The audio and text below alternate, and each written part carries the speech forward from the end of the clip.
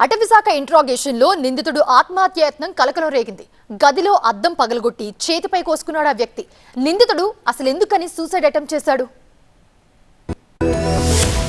మార్కాపురం జిల్లా గిద్దలూరు మండలం దిగువమెట్ట నల్లమల అటవీ ప్రాంతంలోని అటవీశాఖ ఇంట్రాగేషన్ కార్యాలయంలో నిందితుడు రంగస్వామి ఆత్మహత్యాయత్నం చేయడం కలకలం రేపింది. రాచర్ల మండలం జేపీ చెరువు సమీపంలోని నల్లమల అటవీ ప్రాంతంలో పెద్ద పులిని వేటాడి చంపిన కేసులో రంగస్వామి నిందితుడిగా ఉన్నాడు. నిందితుల దగ్గర నుంచి పులిగోర్లు, నాటు తుపాకీ, గొడ్డలి స్వాధీనం చేసుకున్న పోలీసులు ఇప్పటివరకు ఈ కేసులో 7గురిని అరెస్ట్ చేసి అదుపులోకి తీసుకుని రిమాండ్ కు తరలించారు. నిందితుల్ని విచారించేందుకు కస్టడీ కోరుతూ అటవీశాఖ అధికారులు మార్కాపురం కోర్టును ఆశ్రయించగా ఈ నెల 15న 4 నిందితుల్ని 3 రోజుల పాటు కస్టడీలోకి తీసుకుని విచారించేందుకు కోర్టు అనుమతినిచ్చింది. ఇందులో భాగంగా ఇంట్రాగేషన్ లో నిందితుడు రంగస్వామి గదిలో ఉన్న అద్దాన్ని పగలగొట్టి అద్దం ముక్కతో తన చేతిపై కోసుకుని ఆత్మహత్యాయత్నానికి పాల్పడినట్టు తెలుస్తోంది. ఘటనను గమనించిన అధికారులు వెంటనే అప్రమత్తమై రంగస్వామిని స్థానిక ఆసుపత్రికి తరలించి చికిత్స అందించారు. వైద్యులు పరీక్షించి ప్రాణాపాయం లేదని స్పష్టం చేశారు. ఇంట్రాగేషన్ కార్యాలయంలోనే నిందితుడు ఆత్మహత్యాయత్నానికి పాల్పడడం తీవ్ర చర్చనీయాంశంగా మారింది. ఘటనను అటవీశాఖ అధికారులు గోప్యంగా ఉంచారు. మరోవైపు రంగస్వామి ఆత్మహత్యాయత్నం విషయం తెలుసుకున్న అతని కుటుంబ సభ్యులు తీవ్ర ఆందోళన వ్యక్తం చేస్తున్నారు.